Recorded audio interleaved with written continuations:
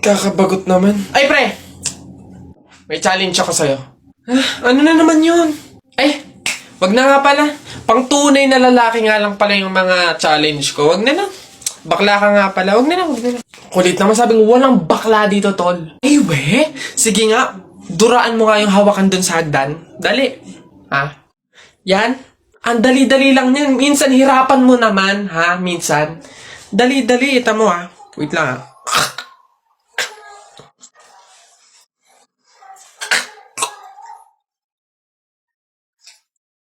Yan na, yan, yan.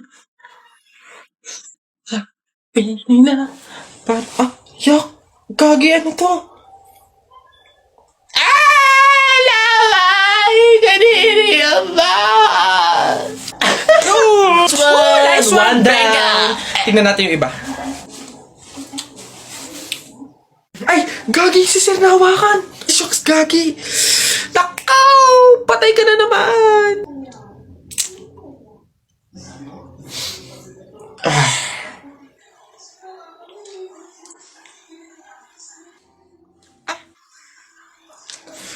Pumunta kayo sa guidance.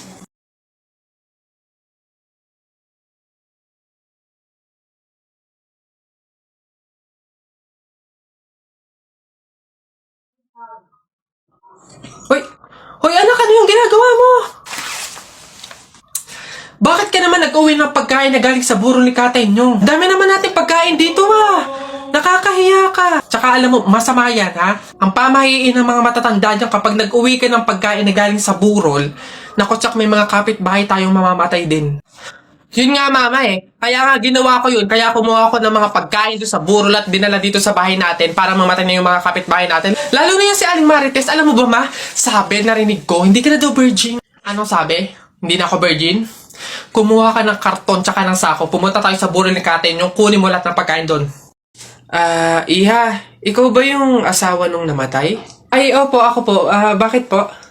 Gusto ko lang sabihin na mamaya sa libing, bawal kang kasunod sa prosesyon ng patay. Ay, bakit po? Pasensya na, Iha, kasi di ba pamahiin na kapag daw kasunod sa prosesyon ng patay yung asawa, maaari daw na siya yung sumunod na mamatay. Maigi na yung nag-iingat. Ay, opo nga, mas mabuting sundin na lang po, no, kaysa may mangyari pang masama. Sige po, gagawin ko po. Oo, kaya siguro dumaan ka na lang sa ibang lugar para makapunta dun sa sementeryo. Wait lang po, wait lang po. Hello, ate! Oh, hello, bakit? Ano ba, nasan ka na? Ililibing na tong asawa mo, oh. Ay, pasensya na ka mo kasi may sinunod pa akong pamahiin na dapat dumaan muna ako sa ibang lugar para makapunta sa sementeryo. Hintayin ka mo ako dyan mga 4 hours. Ano? Ang yabang-yabang mo dyan, ha? Bakit? Paki mo ba? May paki ako kasi tao ako. Susumbong talaga kita kay Papa mamaya, lagot ka. Bakit naman ako malalagot? Hindi naman ako last, Tinatanong, sinasagot. Di wow, tayo mong dilaw. Ay, init. Hay, kayo yung kung mag-aaway, wag dito. May natutulog. Ang dudungis ninyo. Mamaya ka sa akin. O dun tayo sa kanto. Patay ako. Oh, bakit? Bagsak ako sa lahat ng exam. As in, lahat ng subject bagsak ako. Paano nangyari yun? Ginawa mo ba yung sinabi kong pamahiin sa'yo na kapag may exam, maglagay ka ng libro sa ilalim ng unan bago matulog? Yun nga, ginawa ko naman yung sinabi mong pamahiin, Kaso, ewan ko ba't hindi gumana? O, yun naman pala, Nakalimutan mo pa rin yung review mo?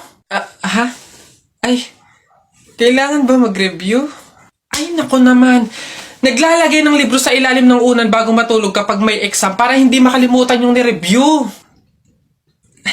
Kaya pala hindi gumana. Akala ko maglalagay ng libro sa ilalim ng unan bago matulog para para magkasagot yung exam. Yung pala kailangan mag-review. Ay, Bona ka. Telay, nako.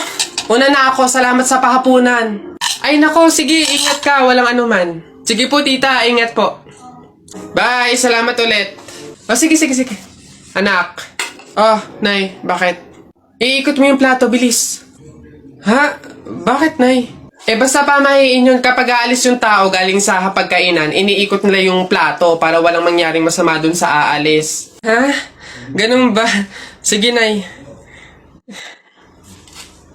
Wait! Oh, ano ba yan? Ikaw talagang bata ka? Ha? Nay, sabi mo iikot yung plato. Iikot mo na ayos. Ay, Nay, sorry. Pag sa bastos talaga ng batang. Oh, init. Pabili! Ay, ano yung tutoy? Pabili nga akong soft drinks pa plastic na rin. Salamat. Oh, init. Teka lang.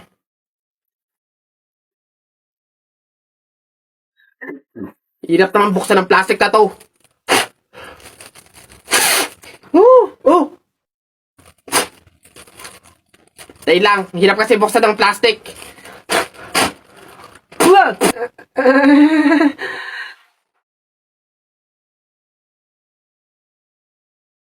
Ay.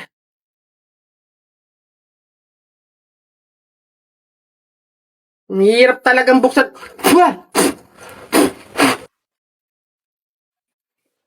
Oh, bata. Salamat ho. Nak, papasok ka na pa sa school? Opo, Nay. Magdala ka ng payong madilim sa labas, oh. Ha? Kala ko ba madilim sa labas? Bakit payong? Dapat flashlight. Bonak eh. Bonak? Anak, Bonak? Nagdala ko lang naman. Hey, pre. Oh, bakit? Alam mo ba na pamahiin ng mga matatanda na pag daw may burol, bumulong ka dun sa patay ng kahit anong hiling mo, matutupad daw lahat yun. Ay, we? Oh, sige nga, try nga. Ako muna. Wish ko sana magka-Ferrari ako, tapos 1 milyon, tapos mansion. Nice! Oh, ako naman. Wish ko sana mabuhay ka. Sira ka, gagi, ba't yun yung winish mo? Hindi naman kasi totoo yan. Nagpauto ka na naman, paniwala ka na naman. Oh, bitan mo yun! Colin. Yes, Jake, ano yun? Happy Valentine's Day. May sasabihin sana ako sa'yo eh. Go lang, ano ba yan? Huwag ka sanang magagalit pero crush kasi kita eh.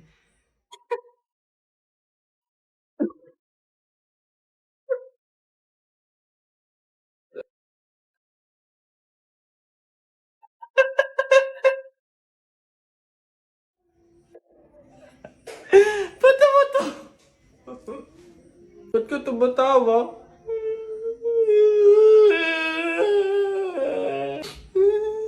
Babe!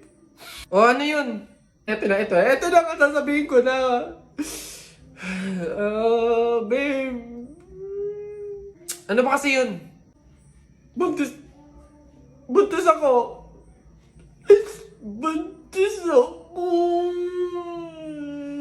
Huwag kang pilingera, hindi mangyayari yun. Wala kang karapatang magsabi ng ganyan. Wala kang kwenta. Grabe ka naman, panagutan mo naman ako. Babe, tigilan mo nga ako. Baka nakakalimutan mo, bakla ka. Lalaki ka, babe. Oo, may lawit. Roxanne, Happy Valentine's Day. Ito na talaga yung time para laksan ko yung loob ko. Liligawan na talaga kita. Meron nga pala akong gift sa'yo na stop toys. Yung favorite mong Doraemon. Tapos may letter nga pala ako sa'yo. Sana magustuhan mo. Wow, grabe naman si Butcho ko. Napaka-sweet naman. Thank you. Happy Valentine's Day. Sweet mo talaga. Colin, may nagpapabigay daw nito. Ay. Sino nagpapabigay? Ayun, no?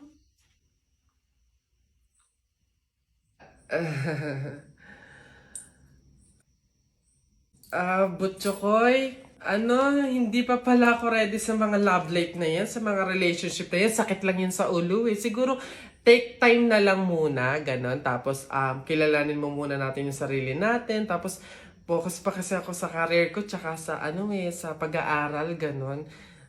Sige, next time na lang ha. Una naman, may pupuntahan pa ako eh. Sige ha. Anong laban natin dyan? Tayo dyan. May pasasakyan na, may pera pa. So, paano?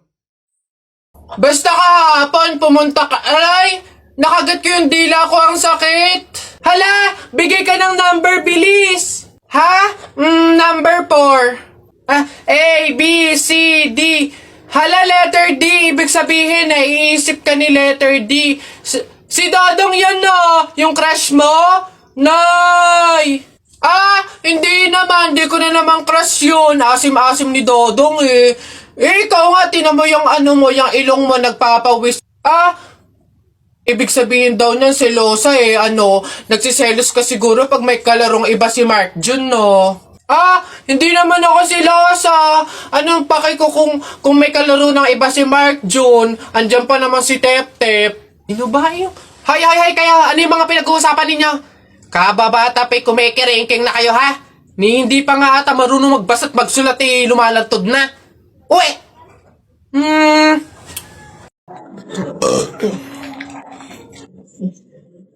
Ilan ba nakuha ko? 1, 2, 3, 4. Madami pala. Kala ko kaunti na 4. Masarap yung kape, pero kailangan ko ng ibang drink, syempre. Kaya, buti nakakuha ko din. Ay, shucks! Hindi grapes yung nakuha ko. Ba yun? Okay na nga yun. Masarap nung kape, pero feel ko kulang to.